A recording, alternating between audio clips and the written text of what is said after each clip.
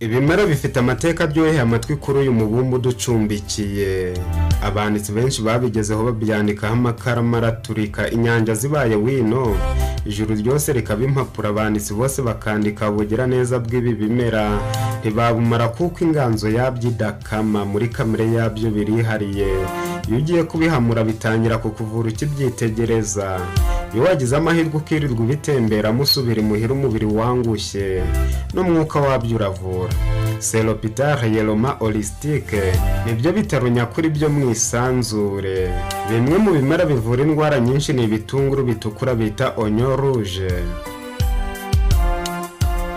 Dore indwara 5 zishobora kuvurwa n'ibitunguru gusa. Biroroshye, witinda kugerageza uyu muti. Ubusanzwe igitunguru kizwi nka kimwe mu mboga zikoreshwa mu gikoni ndetse kikaba kizwiho kongera uburyohe mu byo kurya. Ikindi ni uko ku bantu bakunze gukina filime bagikoresha kugira ngo babone amarira aho bagikandira mu maso, amarira agahita yizana. Ubusanzwe igitunguru kizwi nka kimwe mu mboga zikoreshwa mu gikoni ndetse kikaba kizwiho kongera uburyohe mu byo kurya. Ikindi ni uko ku bantu bakunze gukina filime bagikoresha kugira ngo babone amarira aho bagikandira mu maso, amarira agahita yizana. Aha rero hari zimwe mu ndwara umuntu ashobora gukira akoresheje igitunguru gusa. Ibi ni ibintu byakorewe ubushakashatsi mu myaka myinshi ishize. Wakwibaza uti ese izi ndwara ni izihe? Igitunguru kigizwe na 90% by'amazi na vitamini B, C, E, phosphore, calcium, potassium, fibre ndetse na magnesium. Byose bigifasha kuba cyakora umurimo ukomeye mu gutuma ubuzima bw'uwakiriye bugubwa neza. Bana nanjye kugeza ku musozo w'iyi video ngufi maze nkubwira indwara 5 zikomeye wakwivuza igitunguru gusa. Acyatubuza gukomeza kwimbika inganzo y'ibyaremwe kuko twabonye ari byo bihatse ibindi byose. Muri ibi biganiro tubagezaho buri munsi dukunze kuba turi kumwe kandi n'ivuriro rya Relax Life Center rikorera mu mujyi wa Kigali ku Kimironko hafi cyane y'urusengero rwa Foursquare. Zimwe mu ndwara abahanga bagaragaza ko zivurwa n'ibitunguru bitukura, ku mwanya wa mbere hari ukugabanya umuriro. Ubusanzwe iyo umubiri w'umuntu waganjwe na za virusi ndetse na bagiteri, umuriro uhita wizana, kandi twibuke ko umuriro ari kimwe mu bizahaza umurwayi ukaba wanamwica. Igitangaje utaruzi ni uko igitunguru cyifitemo ubushobozi bwo kugabanya umuriro. Ushobora kugifata ukagikata mu duce duto ukakivanga n'amavuta ya koko, ubundi ugaha umurwayi wawe mu kanya nk'ako guhumbya, ntumenya aho umuriro ugiye. Ku mwanya wa kabiri ni ukuvura indwara zifata amatwi. Igitunguru kandi cyagaragayeho ubushobozi bwo kuvura zimwe mu ndwara zifata amatwi, zirimo n'indwara y'umuhaha, bitewe na bimwe mu byo twavuze bikigize. Ahangaha ufata igitunguru gishyushye, ni ukuvuga wagitogosheje ari cyose, ubundi ukagishyira mu gatambaro keza gafite isuku, ugakamurira mu gutwi. Nyuma y'iminota 20 gusa uburibwe buragabanuka.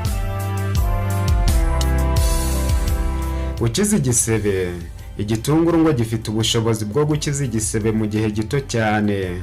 Aha ngo ukimara gukomereka ushobora kugifata ugasiga aho wakomeretse, bizagufasha kukirinda umwanda uwo ari wo wose ndetse bigufashe gukira vuba cyane.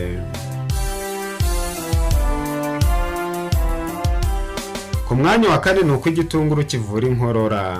Nkuko twavuze ko bimwe mu bikigize bizwiho kugabanya umuriro bitewe n'uko gihangana na za virusi zibasira umubiri, ni nako gifite ubushobozi bwo gukiza inkorora.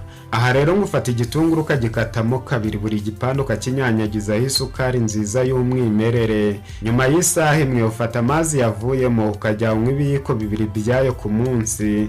Bizagufasha gukira inkorora vuba cyane.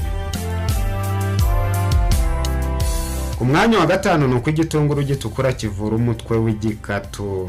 Iyi ndwara yamaze kuba icyorezo ku isi yose. Usanga abantu hafi ya bose bagenda bifashe ku mutwe nk'ikimenyetso cy'uko umutwe wamaze kubabera karaha kajya he, kandi ntako batagira ngo banywe ibinini byinshi byo kuwuvura. Gusa sibo, ahubwo ni uko bivuza nabi. Bene aba bantu bakizwa umutwe n'umuti ukurikira. gufata agasahane kuzuyeho imboga mbisi zitandukanye nka karoti, amashu, igitunguru, ugakamuriramo indimu, ukavangamo ikiyiko cy'ubuki, hanyuma ukarya iyi salade ugiye kurya ibya saa sita, ukajya ubikora iminsi ine ya buri cyumweru. Ikindi kintu cy'ingenzi, mutangire mwimenyereze kujya murya mu gitondo na saa sita gusa, ku buryo hagati y'ifunguro ryo ku manywa na mu gitondo haca amasaha arenga 16. Iyi gahunda imaze gukiza abarwayi benshi, niyo mpamvu nishimira kuyirangira abarwayi bose bahejejwe ku gasambi n'indwara zitabarika. Tubashimiye kuba mubana natwe buri munsi. Mwahisemo neza kuko mwabonye umuyoboro mwiza udahwema kubagezaho ibiganiro byibanda ku buvuzi bw'imiti yo mu ntanzi z'urugo gusa. Hahirwa bibanira natwe buri munsi kuko bamaze guca ukubiri na za ndwara bari baraburiye igisubizo. Niba ari bwo bwa mbere ubanye natwe, ikandire subscribe n'inzogera, nawe uzarushaho kunguka byinshi. Mbaye mbasezeyeho, tuzongera kubonana muri video y'ubutaha.